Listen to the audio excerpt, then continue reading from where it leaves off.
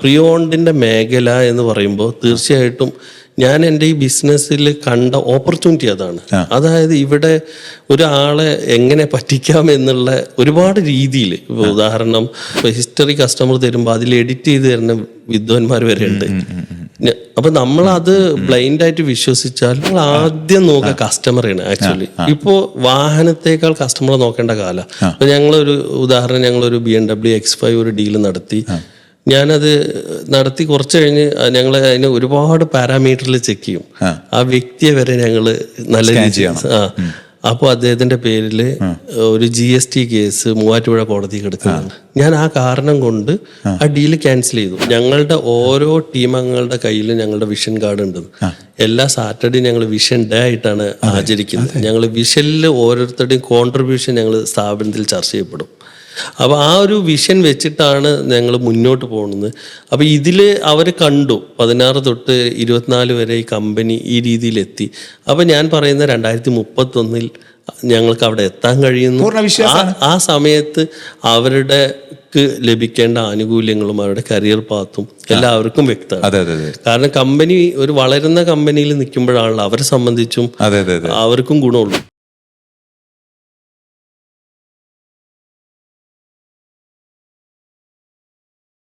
ഒരുപാട് ആൾ പറ്റിക്കപ്പെടുന്നു, പ്രത്യേകിച്ച് ഈ ഒരു സെക്ടറിലൊക്കെ ആളുകൾ ഒരുപാട് പറഞ്ഞുകൊണ്ടിരിക്കുകയാണ്. നിങ്ങൾക്ക് അങ്ങനെ വലിയ തിക്താനുഭവങ്ങൾ ആയിട്ടുണ്ടോ? അങ്ങനെ ശരിക്കും പറ്റിക്കപ്പെട്ടു എന്ന് പറയുന്ന ഒരു വിഷമം കയറി നടക്കാൻ മാത്രമുള്ള സംഭവം, ചെറിയ ചെറിയ സംഭവങ്ങൾ എന്നാണോ അതോ നിങ്ങൾ പറ്റിക്കപ്പെട്ടു? നിങ്ങൾ അല്ല, തീർച്ചയായും ഈ ഒരു പ്രീ ഓൺഡിൻ്റെ മേഖല എന്ന് പറയുമ്പോൾ തീർച്ചയായിട്ടും ഞാൻ എൻ്റെ ഈ ബിസിനസ്സിൽ കണ്ട ഓപ്പർച്യൂണിറ്റി അതാണ്. അതായത് ഇവിടെ ഒരാളെ എങ്ങനെ പറ്റിക്കാം എന്നുള്ള ഒരുപാട് രീതിയിൽ, ഇപ്പോൾ ഉദാഹരണം ഇപ്പം ഞങ്ങൾക്കൊക്കെ ഈ ഹിസ്റ്ററി കസ്റ്റമർ തരുമ്പോൾ അതിൽ എഡിറ്റ് ചെയ്ത് തരുന്ന വിദ്വാൻമാർ വരെ ഉണ്ട്. അപ്പം നമ്മളത് ബ്ലൈൻഡായിട്ട് വിശ്വസിച്ചാൽ ഇതിപ്പോൾ ഇപ്പം ഞങ്ങൾക്ക് ഇത്രയും ബാക്കിൽ ഇത്രയും വലിയൊരു ടീം ഉണ്ടായതുകൊണ്ട് ഞങ്ങൾക്ക് അത് കണ്ടുപിടിക്കാൻ പറ്റും. ഒരു ജീവിതത്തിൽ ഒരു പ്രാവശ്യം വണ്ടി എടുക്കുന്ന ഒരാൾക്കൊന്നും ഒരിക്കലും അതേപോലെ ഭയങ്കര കോംപ്ലിക്കേറ്റഡ് ആണല്ലോ ഇതിന്റെ സംവിധാനങ്ങൾ മൊത്തം.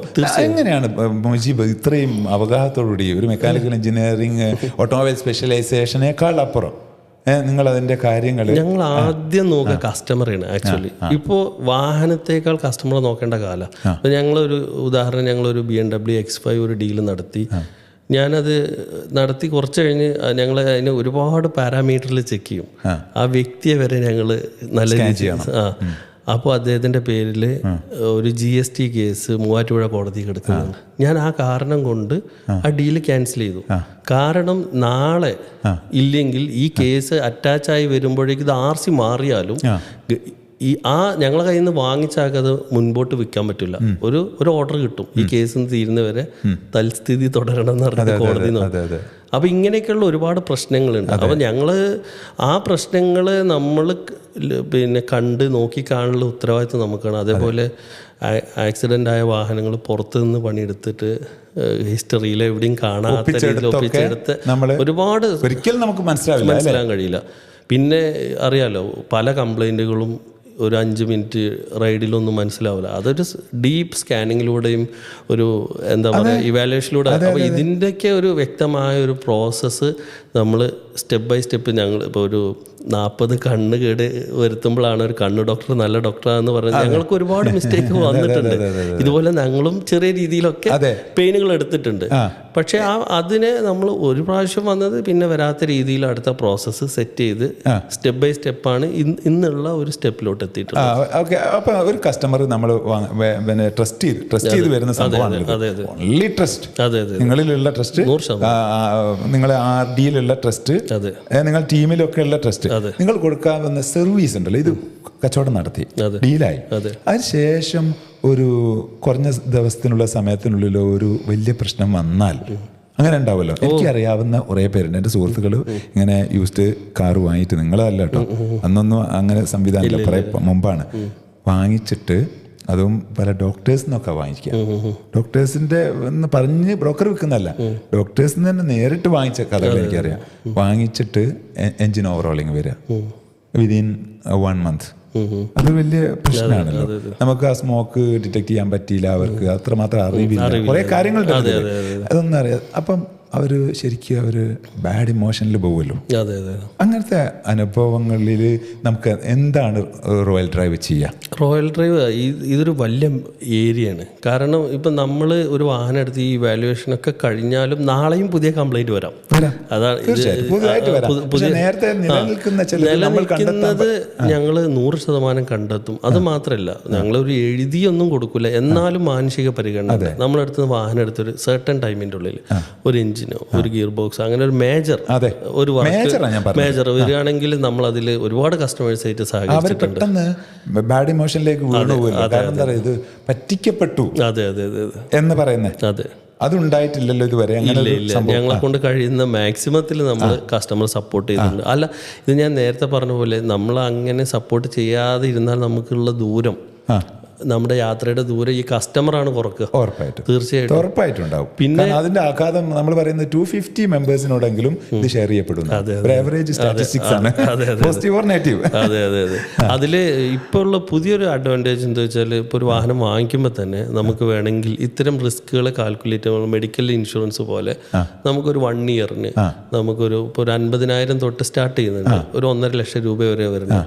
ഇപ്പോൾ ഒരു എൻജിൻ നമുക്കറിയാം, ഒരു പണി വന്നാൽ 6 ലക്ഷം 12 ലക്ഷമൊക്കെ വരും. ഈ 1.5 ലക്ഷം കൊണ്ട് ഇതിന് നമുക്ക് എന്ത് ചെയ്യാൻ പറ്റും? പ്രിക്കോഷൻ എടുക്കാൻ പറ്റും. അത് പ്യുവർലി അതായത് നിങ്ങൾ അഡ്വൈസ് ചെയ്യും. അത് പ്യുവർലി അതും കൂടെ മുടക്കട്ടെ. അതെ, ഒരു 10-50 ലക്ഷം അല്ലെ ഒരു 1 CR മുടക്കുന്ന ഒരാൾക്ക് 1.5% അതേ ഉള്ളൂ. അപ്പൊ അതിനും കൂടി ആളുകളെ ഞങ്ങൾ എഡ്യൂക്കേറ്റ് ചെയ്യും. അപ്പൊ അത്തരം കാര്യങ്ങൾ മുന്നോട്ട് പോയാൽ അത് മാനുഫാക്ചർ അടുത്തുനിന്ന് തന്നെ റിപ്പയർ ചെയ്യാനുള്ള സംവിധാനമുള്ള വാറണ്ടി ഓപ്ഷൻസ് ഇന്ന് റോയൽ ഡ്രൈവിന് ഉണ്ട്. അത് വലിയൊരു പ്രധാനപ്പെട്ട ഒരു ഹൈലൈറ്റ് ആണ്. അത് ഞാൻ അപ്രീഷിയേറ്റ് ചെയ്യുകയാണ്. അത് നിങ്ങൾ അങ്ങനെ എത്തിച്ചു എന്നുള്ളത്. എല്ലാ കമ്പനികളുമായിട്ട് ഒരു ഗ്രീൻ ചാനൽ സംവിധാനം ഉണ്ട്. അത് എത്രത്തോളം വെച്ചാൽ ഇപ്പോൾ താങ്കളൊരു മെഴ്സഡസ് റോയൽ ഡ്രൈവിൽ നിന്ന് വാങ്ങി, താങ്കളുടെ വണ്ടി കൊൽക്കത്തയിൽ നിന്നാണ് ബ്രേക്ക് ഡൗൺ ആണെങ്കിൽ അവിടുത്തെ മെഴ്സഡസിന്റെ ഡീലർ അടുത്തുനിന്ന് ഈ സംവിധാനം ക്ലെയിം ചെയ്യാനുള്ള ഓപ്ഷൻ ഉണ്ട്. അത് ഞാൻ പ്രത്യേകം അപ്രീഷിയേറ്റ് ചെയ്യാണ് കേട്ടോ. അത് വളരെ എന്താ പറയുക, അത് ആളുകൾക്ക് എടുത്ത് ഹൈലൈറ്റ് ചെയ്യേണ്ട സംഭവമാണ്. കാരണം അവർക്ക് ആ സേഫ്റ്റി സെക്യൂരിറ്റി ഫീൽ കൊടുക്കാൻ നമുക്കൊരു ബിസിനസ്, പ്രത്യേകിച്ച് ഇതൊരു വലിയ ഡീലാണ്. വലിയ ഡീൽ എന്ന് പറഞ്ഞാൽ പൈസ മാത്രമല്ല, കോടാനുകോടിയുള്ള ഒരാൾക്ക് ഒരു 1 CR 2 CR 3 CR ഒന്നും പ്രശ്നമല്ല, 10 CR വരെ പ്രശ്നമല്ല. പക്ഷെ അവൻ്റെ ഒരു അഭിമാനക്ഷത ഉണ്ട്. അല്ല, നമ്മളാണെങ്കിലും നമ്മൾ എവിടെയും പറ്റിക്കപ്പെട്ടു എന്ന് പറയുമ്പോൾ നമ്മുടെ അഭിമാനത്തിനാണ് ഇതിൽ വരാവുന്ന ഏറ്റവും വലിയ ഡാമേജ് അതാണെന്ന് ഞാൻ വിചാരിക്കുന്നത്, അല്ലേ? അതിനെയാണല്ലോ കാത്തു സൂക്ഷിക്കേണ്ടത്.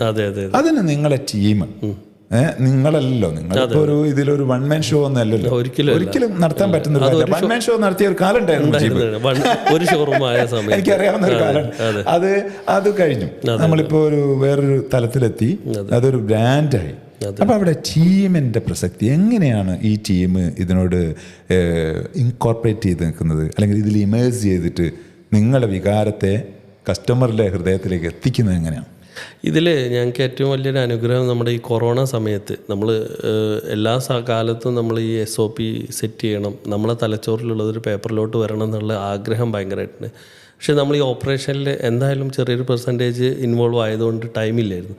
കൊറോണ സമയത്ത് ഞങ്ങളെ കോർ ടീം, ഞങ്ങൾ അന്ന് സൂം എക്സ്പീരിയൻസ് ചെയ്യുന്ന എല്ലാവരും ഒരുവിധ ആളുകളെ കാത്തിരുന്നു. അതെ, മിക്കവാറും ദിവസങ്ങൾ രാവിലെ തൊട്ട് വൈകുന്നേരം വരെ കണ്ടിന്യൂസ് സൂം ഇരുന്ന് ഞങ്ങളെ SOP സെറ്റ് ചെയ്തു. അതായത് ഒരു വാഹനം എടുക്കുന്നത് മുതൽ അത് വിൽക്കുന്നത് വരെ, ഒരു എൻക്വയറി വന്നത് മുതൽ അതിന്റെ കംപ്ലീറ്റ് ഞങ്ങൾ പ്രോസസ് പോലെ ഞങ്ങൾ അത് എടുത്തു. അപ്പൊ ഞാൻ എന്ത് ചെയ്തു എന്നാണ് ഞാൻ അതിൽ സംസാരിച്ചത്. HR-ൽ ഞാൻ എന്താണ് എൻ്റെ തീരുമാനം, ഞാൻ എൻ്റെ ടീമിനോട് എൻ്റെ ബിഹേവിയർ എന്താണ്, എല്ലാം ഞാൻ ഓപ്പൺ ആയിട്ട് പറഞ്ഞു. എൻ്റെ കൂടെയുള്ള കോർ ടീമിൽ അവരത് വൃത്തിയാക്കി പേപ്പറിലാക്കി.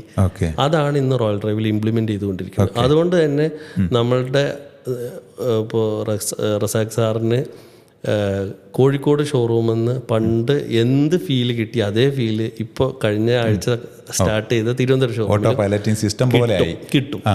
ഇതാണ് നമ്മൾ ഇനി വേൾഡ് വൈഡ് നമ്മൾ ഇതിനെ ഇംപ്ലിമെൻ്റ് ചെയ്യാൻ ട്രൈ ചെയ്യണതും. അത് പിന്നെ ഞാൻ മനസ്സിലാക്കിയ വേറെ സത്യം, എൻ്റെ കൂടെയുള്ള ടീം ഇവരും നമ്മുടെ വിഷൻ കാര്യങ്ങൾ കേൾക്കുമ്പോൾ അതിൽ അവർക്ക് ഉൾക്കൊള്ളാനും അതിൽ നമ്മളെ ചേർന്ന് നിൽക്കാൻ അവരുടെ ആ മാനസിക സന്നദ്ധത ഇതില്ലെങ്കിൽ നമ്മളൊരു കാര്യം പറയുമ്പോൾ അവർ തിരിഞ്ഞാണ് നിൽക്കുന്നത്, നമുക്കൊന്നും ചെയ്യാൻ പറ്റില്ല. സാറ്റിസ്ഫൈഡ് ആണ് 100%. അതിൽ 250 പേര് എന്ന് പറഞ്ഞത് ചെറിയല്ല. 250 × 5 നമ്മൾ കണക്കാക്കുക. 1250 വയറുകൾ അല്ലെങ്കിൽ ജീവിതങ്ങൾ എന്നൊക്കെ പറയാം.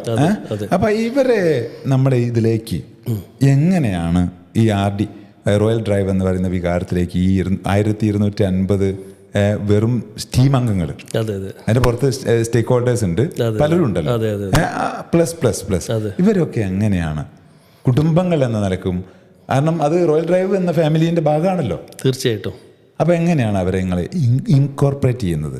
അത് ശരിക്കും ഞങ്ങളെല്ലാവരും കണക്റ്റായി ഉള്ളത് ഞങ്ങളുടെ വിഷനിലാണ്. അപ്പോൾ ഒരു പബ്ലിക് ലിമിറ്റഡ് കമ്പനിയായി മാറുക, ആ സമയത്തൊരു ഷെയർ നമ്മുടെ സ്റ്റേക്ക് നമ്മുടെ ടീമംഗങ്ങൾക്കും വിതരണം ചെയ്യുക, അത് എങ്ങനെ ചെയ്യും, അതൊക്കെ ഇപ്പോഴേ ഡിഫൈൻഡ് ആണ്. Very good. അത് അപ്രീഷിയേറ്റ് ചെയ്യുന്ന രണ്ടാമത്തെ പ്രധാനപ്പെട്ട പോയിന്റ് ആണ്. കാരണം ഇത് നിലനിൽപ്പാണ്, നമ്മുടെ ഫൗണ്ടേഷൻ ആണ്. ഈ ഡിവിഡൻഡ് കൊടുക്കലും ഷെയർ കൊടുക്കലും അവരിതിന്റെ ഭാഗമാക്കലും അവരുടെ കമ്പനി ആക്കലും. അതെ. അപ്പോൾ അവർക്കറിയാം ഈ കമ്പനിയുടെ 2016 തൊട്ടുള്ള എൻ്റെ സ്റ്റാഫ് എൻ്റെ കൂടെ ഉണ്ട്. പലരും നമ്മളന്ന് 2020 എവിടെ എത്തും എന്ന് അവരോട് പറഞ്ഞ് അവിടെ നമുക്ക് എത്താൻ ദൈവത്തിൻ്റെ അനുഗ്രഹത്തോടെ കഴിഞ്ഞു. 24 നമ്മൾ പ്ലാൻ ചെയ്തതും ദൈവം അച്ചീവ് ആയിക്കൊണ്ടിരിക്കുകയാണ്. അപ്പോൾ ശരിക്കും നമ്മൾ അന്നൊക്കെ പഠിച്ച പോലെ ഗോൾ സെറ്റ് ചെയ്ത് വിഷ്വലൈസേഷൻ ചെയ്ത് വിഷൻ ബോർഡൊക്കെ പ്രാക്ടിക്കലാണ്, വളരെ പ്രാക്ടിക്കൽ അല്ലേ? 100%. പല ആളുകളും നമ്മൾ ഞാനൊരു ട്രെയിനറും കൂടെ ആകുമ്പോൾ ഞാൻ ഇതിന്റെ പിന്നാമ്പുറത്ത് കുറെ സാഹസികത സഹിച്ച ഒരു സംരംഭകനാണെന്ന് പലർക്കും അറിയണ്ടാവും. പക്ഷെ നമുക്കിത് അറിയാം, വേദന ഏറ്റുനോവ് എന്നാ പറയാ നാടൻ ഭാഷയിൽ. ഈ വിഷ്വലൈസേഷന് പല കാര്യങ്ങളും നമ്മൾ അത് തന്നെ അല്ലേ ശരിക്കും? തീർച്ചയായിട്ടും 100% വർക്കൗട്ട് ആവുന്നത്. ഞങ്ങളുടെ ഓരോ ടീം അംഗങ്ങളുടെ കയ്യിൽ ഞങ്ങളുടെ വിഷൻ കാർഡ് ഉണ്ട്. എല്ലാ സാറ്റർഡേയും ഞങ്ങൾ വിഷൻ ഡേ ആയിട്ടാണ് ആചരിക്കുന്നത്. ഞങ്ങൾ വിഷനിൽ ഓരോരുത്തരുടെയും കോൺട്രിബ്യൂഷൻ ഞങ്ങൾ സ്ഥാപനത്തിൽ ചർച്ച ചെയ്യപ്പെടും. അപ്പോൾ ആ ഒരു വിഷൻ വെച്ചിട്ടാണ് ഞങ്ങൾ മുന്നോട്ട് പോകുന്നത്. അപ്പോൾ ഇതിൽ അവർ കണ്ടു 16 തൊട്ട് 24 വരെ ഈ കമ്പനി ഈ രീതിയിലെത്തി. അപ്പോൾ ഞാൻ പറയുന്ന 2031 ഞങ്ങൾക്ക് അവിടെ എത്താൻ കഴിയുന്നു. ആ സമയത്ത് അവരുടെ ലഭിക്കേണ്ട ആനുകൂല്യങ്ങളും അവരുടെ കരിയർ പാത്തും എല്ലാവർക്കും വ്യക്തമാണ്. കാരണം കമ്പനി ഒരു വളരുന്ന കമ്പനിയിൽ നിൽക്കുമ്പോഴാണല്ലോ അവരെ സംബന്ധിച്ചും അവർക്കും ഗുണമുള്ളൂ. കാരണം തല മാത്രം വലുതായി ഉടലും വിരലും ഒന്നൊക്കെ അതുപോലെ കിടന്നാൽ എത്ര വൈകൃതമായിരിക്കും, വികൃതമാവില്ല എല്ലാം അല്ലേ, ആനുപാതികമായി വളർച്ച. അതെ. ഞാൻ നമ്മുടെ ടീമിനോട് പറയും, നിങ്ങൾ ഈ വർഷം ചെയ്ത വർക്ക് അല്ലെങ്കിൽ ഈ വർഷം ഇരുന്ന ചെയറിൽ അടുത്ത വർഷം ഇരിക്കരുത്. അത് നിങ്ങൾക്ക് നിങ്ങളോടുള്ള കമ്മിറ്റ്മെന്റ് ആവണം. കാരണം അപ്പോഴാണ് അവരുടെ ആ പുതിയതായ ആളുകൾ അതിന്റെ താഴെ വന്നുകൊണ്ടേയിരിക്കും.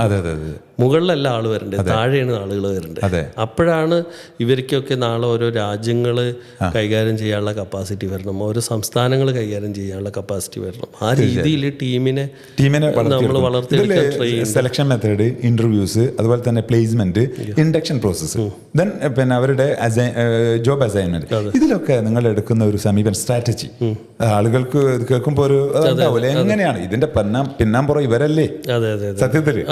അപ്പൊ എങ്ങനെയാണ് നമ്മൾ കാണുന്നത്? ഇപ്പോൾ ഓരോ വ്യക്തികളും എല്ലാവരും കഴിവുള്ളവരാ. ചിലപ്പോൾ അവർ റോങ് ആയിട്ട് വരരുത്. നമ്മൾ ബിസിനസ്സിൽ എനിക്ക് തോന്നുന്നു, ഇപ്പം എൻ്റെ ബ്രദറാണെന്ന് കരുതി അയാളുടെ കപ്പാസിറ്റിക്ക് അല്ലാത്ത ഒരു JDക്ക് അയാളെ ഞാൻ കയറ്റിയാൽ അതോടുകൂടി കമ്പനി നെഗറ്റീവിലോട്ടാണ് പോവുക. അതേസമയം നമ്മളവിടെ വ്യക്തിബന്ധങ്ങൾക്ക് അപ്പുറം ഈ നമ്മൾ ഉദ്ദേശിച്ച ജോബ് ഡിസ്ക്രിപ്ഷനും ക്യാരേക്കും ഈ ആൾ കേപ്പബിൾ ആണോ, ഇതനുസരിച്ചാണ് നമ്മൾ ആളുകളെ സെലക്ട് ചെയ്യുന്നു. എന്നിട്ട് മനുഷ്യരാണ് അതിൽ ചിലപ്പോൾ ചില ആളുകൾക്ക് ഉണ്ടാവും. ആ സമയത്ത് നമ്മൾ ഇൻഹൗസ് ഞങ്ങൾക്ക് ട്രെയിനർ ഉണ്ട്, എല്ലാ സ്ഥാപനവും ട്രെയിനിങ് റൂമുകളുണ്ട്. വ്യക്തമായ ട്രെയിനിങ്ങും കാര്യങ്ങളും കൊടുത്തിട്ടാണ് അടുത്ത ഒരു സ്റ്റെപ്പിലോട്ട് അവരെ കൊണ്ടുപോകുന്നതും. സാറ്റിസ്ഫൈഡ് ആണ്, ടീം അംഗങ്ങളും സാറ്റിസ്ഫൈഡ് ആണ്, താങ്കളും സ്റ്റേക്ക് ഹോൾഡേഴ്സും സാറ്റിസ്ഫൈഡ് ആണ്. അത് അപ്പോൾ അതൊരു വളർച്ചയുടെ, ഞാൻ പറയുന്നു, വളർച്ചയുടെ പ്രധാനപ്പെട്ട ഒരു ഇൻഡിക്കേഷൻ ആണ്, ശുഭസൂചന, ഒരു ഗ്രീൻ സിഗ്നൽ ആണ്. അത് ഇനിയും കൂടുതൽ ഫ്യൂച്ചറിൽ ഉണ്ടാകുമെന്നാണ് താങ്കൾ പറയുന്നത്, അല്ലേ? അതിൽ ഇമ്പോർട്ടൻസ് കൊടുക്കും തീർച്ചയായിട്ടും. എന്താണ് ഫ്യൂച്ചറിലേക്ക് നോക്കുമ്പോൾ അടുത്ത നമ്മൾ അങ്ങനെ ഉണ്ടാവുമല്ലോ, നമ്മുടെ വിഷൻ ബോർഡ് കാര്യങ്ങളൊക്കെ മനസ്സിലുണ്ട്, എന്നാലും ആളുകളോട് തുറന്ന് പറയാവുന്ന, പറഞ്ഞിട്ട് അതിനു വേണ്ടി നമ്മൾ എന്താണ് ഡെഡിക്കേറ്റഡ് ആൻഡ് സബ്മിറ്റഡ് ആയിട്ട് അതിൽ ഇമേഴ്സ് ആവുന്ന ഒരു കാര്യം. അങ്ങനെയാണല്ലോ തുറന്ന് പറയാന്നാണല്ലോ നമ്മൾ സ്വപ്നങ്ങൾ മൂടി വെച്ചിട്ട് കാര്യം എന്താണ് മുന്നോട്ട് നമ്മൾ തുറന്ന് പറയുമ്പോൾ നമ്മൾ കമ്മിറ്റഡ് ആയി കമ്മിറ്റഡ് ആവും. അതാണ് ഡിക്ലറേഷൻ ആണ്. അപ്പോൾ ഞങ്ങളുടെ വിഷനൊക്കെ ഞങ്ങളുടെ ഷോറൂമിൽ എഴുതി വെച്ചിട്ടുണ്ട്. പലരും നോക്കിയിട്ട് ഇതിങ്ങനെ നോക്കിയിട്ട് എന്നെ പുച്ഛത്തോടു കൂടിയൊക്കെ നോക്കലുണ്ട്, ഇതൊക്കെ നടക്കുമോ. അപ്പോൾ നമ്മൾ ഇതിലും വലിയ ലക്ഷ്യങ്ങൾ ചാടിക്കടന്ന് അറിയില്ല. അതെ, അതറിയുന്ന ആളുകൾക്ക് അറിയാം. ഇത് വളരെ എളുപ്പമാണ്. അപ്പൊ ഇത് നമ്മൾ വന്ന വഴി നമുക്ക് അറിയുന്നതുകൊണ്ട് നമ്മളെ സംബന്ധിച്ച് ഇത് വളരെ സിമ്പിളായിട്ടാണ് ഫീൽ ചെയ്യുന്നത്. പിന്നെ ദൈവം അതിനുള്ള സാഹചര്യം നമുക്ക് ഒരുക്കി തരുമെന്ന വിശ്വാസം കൂടിയാണ്. തീർച്ചയായിട്ടും നമ്മളിലുണ്ട്. അതെ, അവസരം അതെ, ഇതാണല്ലോ. അതെ അതെ അതെ, ആ കാര്യങ്ങൾ ഒത്തുചേർന്നാൽ അതെ അതെ, പിന്നെ നമ്മൾ അതിലോട്ട് പ്രയത്നിക്കുക. നമ്മൾ അതിൽ ഏറ്റവും കൂടുതൽ ഞാൻ മനസ്സിലാകുന്നത് നമ്മുടെ മാനസിക ഇൻവോൾവ്മെന്റ്, അത് നമ്മൾ നമ്മുടെ കമ്പനിക്ക് വേണ്ടി കൊടുക്കുന്നതോട് കൂടി തന്നെ നല്ല രീതിയിൽ അതിലൊരു റിസൾട്ട് വരാതെ ഇരിക്കില്ല. കാരണം ലോകത്തിന് അല്ലെ പ്രകൃതിക്ക് ഒരു നിയമമേ ഉള്ളല്ലോ, താങ്കൾക്കറിയാലോ. ആ നിയമത്തിലാണ് ഇതെല്ലാം ഓടുന്നത്. ഈ വ്യക്തിബന്ധങ്ങളിലും കുടുംബ ബന്ധങ്ങളിലും ടീം ബന്ധത്തിലും അതുപോലെ കസ്റ്റമർ ബന്ധത്തിലൊക്കെ മുജീബ് കാണിക്കുന്ന ആ ഒരു നിഷ്കർഷയും സൂക്ഷ്മതയും വൈകാരികതയും വളരെ എടുത്തു പറയേണ്ട ഒന്നാണ്. ആളുകൾക്കും ഇത് കേട്ടാൽ മനസ്സിലാവും, അനുഭവിച്ചാൽ മനസ്സിലാവും. അതുപോലെ ഒരു ഡേ ഡിസിപ്ലിനറി ആയിട്ട് കാത്തു സൂക്ഷിക്കുന്നതിൽ ഒരു ഡേ ആണല്ലോ ഒരു ആയുസിന്റെ പരിച്ഛേദം, ക്രോസ് സെക്ഷൻ. അതാണ് സ്പെസിമെൻ. ഒരു ഡേ താങ്കൾ എങ്ങനെയാണ് കാണുന്നത്, എങ്ങനെയാണ് അത് പ്രയോറിറ്റൈസ് ചെയ്യുന്നത്, എങ്ങനെയാണ് അതിനോട് സമയം, ഇപ്പം നമ്മൾ പറഞ്ഞ സമയത്ത് തന്നെ താങ്കൾ എത്തി, ഇങ്ങനെ കാര്യങ്ങൾ വളരെ ക്രമീകൃതമായി കൊണ്ടുപോകണമല്ലോ. എങ്ങനെയാണ് അത് ആൾക്കാർക്ക് അറിയാൻ വളരെ താല്പര്യം ഉണ്ടാവില്ല. ഇത് ആക്ച്വലി നമ്മളൊരു സ്റ്റെപ്പ് എത്തുമ്പോൾ ഓട്ടോമാറ്റിക്കലി നമുക്ക് ആർജിച്ചേ മതിയാകും. ഞാൻ നേരത്തെ പറഞ്ഞ പോലെ പലരെയും നമ്മൾ പരിചയപ്പെടുമ്പോൾ നമ്മൾ അവരുടെ സൂക്ഷ്മത നമ്മൾ കാണും. അതെ, അവർ ജീവിതത്തിൽ സക്സസ് ആയ ആളുകൾക്കൊക്കെ ഇത്തരത്തിലുള്ള ഡിസിപ്ലിൻ ഉണ്ട്. ആ ഡിസിപ്ലിനാണ് അവർ പിന്നീട് ആഘോഷിക്കപ്പെടുന്നത്. ഇപ്പോൾ നമ്മൾ ഇപ്പോൾ പലരും കാർ എടുക്കുന്നത് വരെ ഒരുപാട് സ്വപ്നത്തിന് ശേഷം എടുക്കുന്നതെന്ന് പറഞ്ഞ പോലെ. അപ്പോൾ ഈ ഡിസിപ്ലിൻ നമ്മൾ ഉള്ളവരിലാണ് വിജയം കാണുന്നത്. പിന്നെ നമ്മളിപ്പോൾ ഇവിടുന്ന് ഒരാൾ ബാംഗ്ലൂർ പോയി, ആ ബാംഗ്ലൂർ എത്തിയ ഒരാളോട് ചോദിക്കുമ്പോൾ അതാണല്ലോ ഏറ്റവും ഈസി അവിടേക്ക് എത്താനുള്ള മാർഗം. അതേപോലെ ജീവിതത്തിൽ സക്സസ് ആയ പലരുടെയും ഓട്ടോബയോഗ്രഫിയും മറ്റു കാര്യങ്ങളും ഇന്ന് നമുക്ക് വെട്ടി തെളിച്ചിട്ടുണ്ട്. നമുക്ക് പോകാം. അപ്പോൾ ഇത്തരത്തിലുള്ള പക്ഷെ അവർക്കുള്ള ക്വാളിറ്റിയും കൂടി നമ്മൾ കീപ്പ് ചെയ്താൽ മാത്രമേ നമ്മൾ അവിടെ എത്തുള്ളൂ. അല്ലാതെ ബ്ലൈൻഡ് ആയിട്ട്. അതിലാണ് ഞാൻ പറഞ്ഞത്. അപ്പോൾ ഒരു ദിവസം എന്നുള്ളത് നമ്മൾ പ്രയോറിറ്റൈസ് ചെയ്ത് ആ സമയങ്ങൾക്ക് എപ്പോൾ ഉറങ്ങും, അത് ഏറ്റവും ഞാൻ കാണുന്ന ഒരു പ്രധാനപ്പെട്ട കാര്യം മുജീബ്, ഒരാളെ ഒരൊറ്റ ചോദ്യത്തിൽ നിർണ്ണയിക്കാൻ പറ്റുന്ന അയാളെ വർക്കിൻ്റെ ക്വാളിറ്റി, അയാളുടെ പെർഫോമൻസിൻ്റെ ക്വാളിറ്റിയാണ്, അല്ലെങ്കിൽ അത് വർക്കായി മാറും. ചിലപ്പോൾ ഹാർഡ് വർക്ക് തന്നെ ചെയ്യുന്നുണ്ടാവും, പക്ഷേ അയാൾ നിരാശനാണ് അവസാനം. ദൈവികമായി പോലും വേദവാക്യങ്ങൾ പോലും അതിന് സാക്ഷ്യം വഹിക്കുകയാണ്. ഈ ഹാർഡ് വർക്കേഴ്സ് നേരെ നരകത്ത് പോകുന്നു, സ്മാർട്ട് ആൻഡ് ഷാർപ്പ് പെർഫോമേഴ്സ് നേരെ സ്വർഗത്ത് പോകുന്നു. നേരിട്ട് പറയണമെങ്കിൽ ദൈവത്തിനല്ലേ പറ്റൂ. അപ്പോൾ അത് ആ വാക്യം എന്നെ വല്ലാതെ ഉലച്ചു ആദ്യങ്ങളിൽ. അതിനെപ്പറ്റി കൂടുതൽ ആഴ്ത്തി ചിന്തിക്കാൻ തുടങ്ങി. അപ്പോൾ വർക്ക് എന്ന് പറയുന്നത് തന്നെ ആ വേർഡ് നമ്മൾ വർക്കറായി തരം താഴും. ഒരു പെർഫോമർ എന്ന് പറയുമ്പോൾ തന്നെ നമ്മൾ ദൈവികമായി ഉയർത്തപ്പെടും. ഈ നിലയ്ക്ക് താങ്കളും താങ്കളുടെ ടീമിനെയും ഈ സമയബന്ധിതമായി ടൈം മാനേജ്മെന്റിലൊക്കെ എങ്ങനെയാണ് പിടിച്ചു കെട്ടുന്നത്? എൻ്റെ ഉറക്ക് പറഞ്ഞാൽ ഞാനൊരു 10 മണിയാണ് എൻ്റെ രാത്രി മാക്സിമം ടൈം. ഒരു വീട്ടിലെ ഒരു കൾച്ചർ തന്നെ ഞങ്ങളൊരു 9 മണിക്ക് ഉറങ്ങുന്ന കൾച്ചറാണ്. അതിൻ്റെ അപ്പുറത്തേക്ക് പോകില്ല. ഞാൻ 9:30 അവിടെ ചെന്നാൽ അവിടെ എല്ലാവരും ഉറങ്ങിയിട്ടുണ്ട്. Very good. കാരണം ഞാൻ ഈ ചോദ്യം ബോധപൂർവ്വം പല ബിസിനസ്സുകാരുടെയും ഉറക്കം നഷ്ടപ്പെടുകയാണ്. എന്ത് ബിസിനസ്സാണ് ഇവർ ചെയ്യാൻ പോകുന്നത് എന്നുള്ളത്. അതുകൊണ്ടാണ് ബിസിനസ് ലൈഫ് മിഷൻ എന്ന് പറയുന്ന ഒരു ഉത്തരവാദിത്തം എൻ്റെ തലയ്ക്ക് ഞാൻ തന്നെ ആ ഭാരം തലയ്ക്ക് വെച്ചതാണ്.